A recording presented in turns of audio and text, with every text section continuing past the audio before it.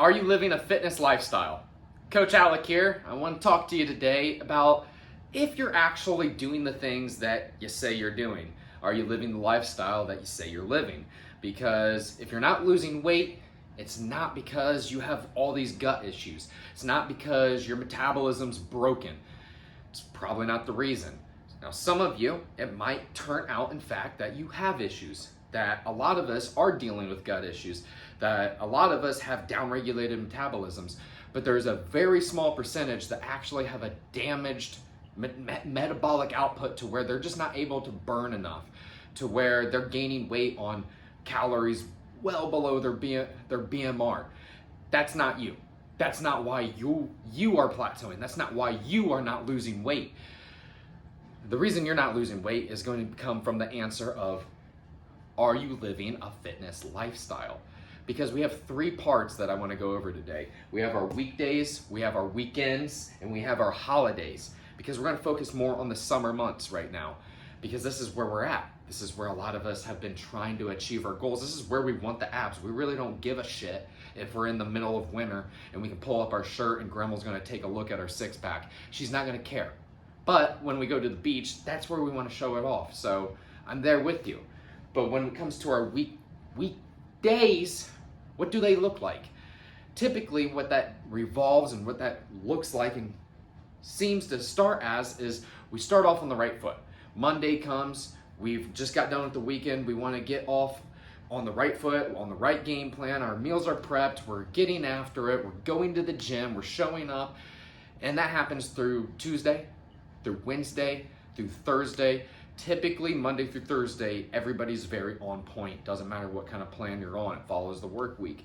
But was that you this week? Because we had Monday off. Monday was the 4th. Did you start your week on Monday or did you start on Tuesday like the rest of us? So completely understandable if you did, but that kind of gets us into the weekends. When we have weekends and the holidays, because talking about the 4th, but when the weekends come up and we get to Friday, when we get to Saturday and Sunday, Friday, what happens? We get to about midday. We're pretty burnt out from the week. Maybe our boss has been yelling at us.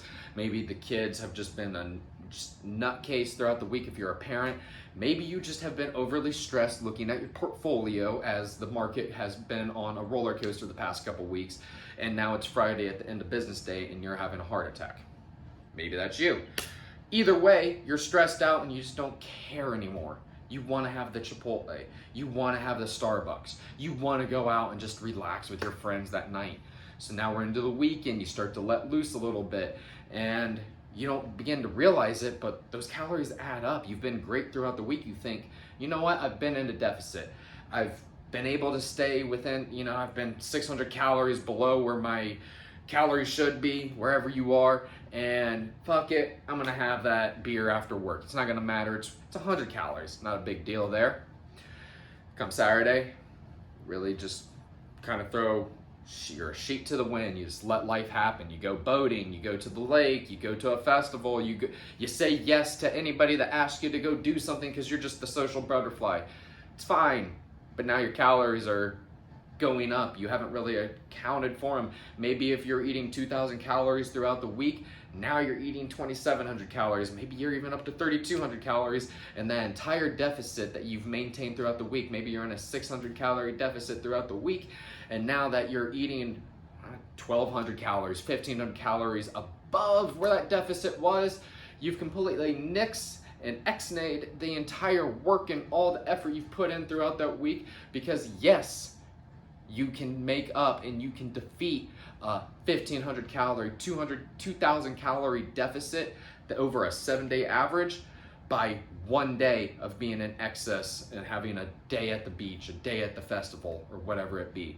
And come the holidays, when the summer months come, we get into this mindset that it's the holidays, we're supposed to celebrate, let loose. And yes, you should celebrate the America's birthday. You should celebrate the greatest day, the greatest holiday on the calendar year.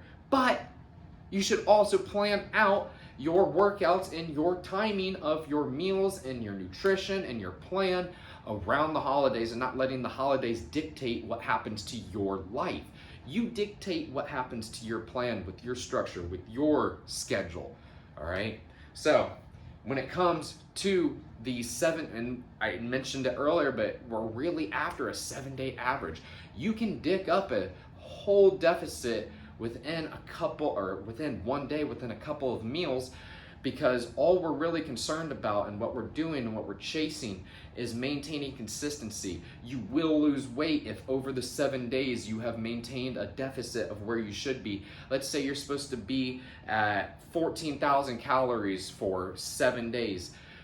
You have to be below 14,000 calories, particularly we're aiming for around anywhere for about 11,500, because we want about a 3,500 calorie deficit to where we're losing 1 pound of fat.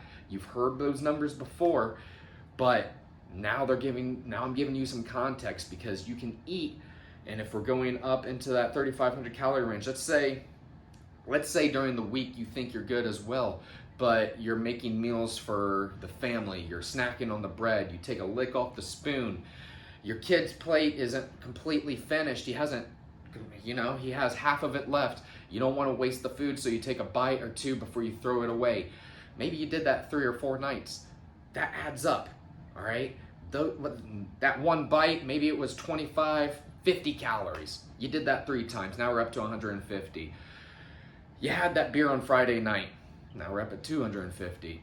You go out on Saturday night and you say, fuck it, it's gonna be a cheat day, whatever. You go up 1,500 calories, cool, but you forgot about the other 150 calories that you had from the week adding up. So now you're up to 1,750, not the 1,500 that you're going over, or the 1,650, I'm sorry, bad at math, 1,650. But we can account for 1,750 and we can get right up there, because maybe you had a lick off the spoon, maybe you had Chipotle, and they're not telling you how much oil they're actually putting on the grill. I know what the calories say up on the board. I know they're telling you the calories, but I can tell you right now, as someone that's worked in fast food and worked at a grill before, is I'm not measuring out how much oil they're putting on your meat. They don't care. They want you to have a good experience eating the food. They want it to taste good. So the gentleman that is probably underpaid at Chipotle really doesn't give a shit if you are hitting your macro goals or not, and if you have a little bit of extra fat. What he cares about is that he gets paid and that you just don't bitch at him for it tasting bad. So you got to account for a couple extra calories there. Let's say you even got 1 gram of fat, just 1 more gram. I'm sorry. Let's say you just got 10 grams of fat. Well, now it's another 90 calories. So we'll round up to 100. So now we're at 1,800. So you can see how these calories add up. Even if you have artificial sweeteners, things that don't have calories in them, over time, things that you do consistently, if you had that for a month, you can't say that you ate nothing. If you had all the artificial sweetener that you might have put into your Starbucks over 30 days and you put it on the table and it was a big heaping mound, that weighs something. It's going to do something to your metabolism. I don't think it's a net zero benefit, so you've got to think of things like that as well, doing an audit of everything that goes into your mouth. So, are you living a fitness lifestyle? Are you being the person that is fit and healthy? Are you doing the things that you say you do? Are you the person that says no to the beer? Are you the person that is meal prepping? Are you the person that goes to parties and doesn't pick up the cookie? All right, because are we taking the things that we do, these occasions that happen, the holidays that occur, taking the weekends over the summer? Maybe we've had something to do every weekend since the beginning of June.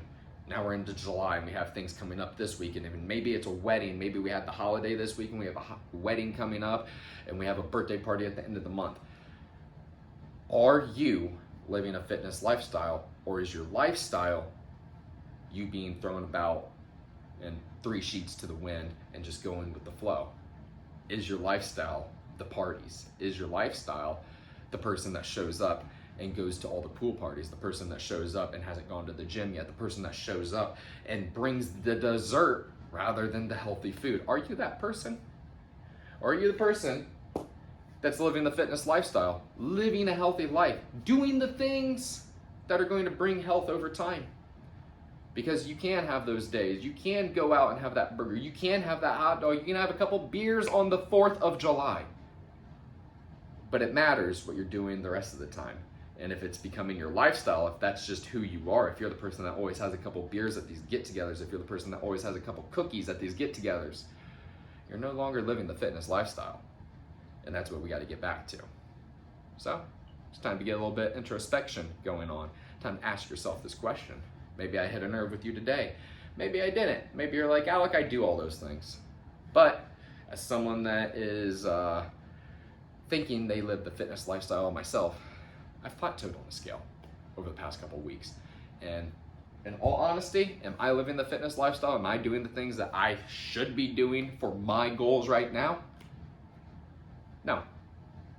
Sucks to say. No, I'm not. So can you be honest? Can you answer that question for yourself? Let me know in the comments. Let me know where your headspace is. Let me know if you've been doing the things and living up to the goals that you've set, to the standards that you have for yourself. Are you living up to that? Like, share, and subscribe. Let me know how I can help you more, and I'll talk to you all soon. Thank you.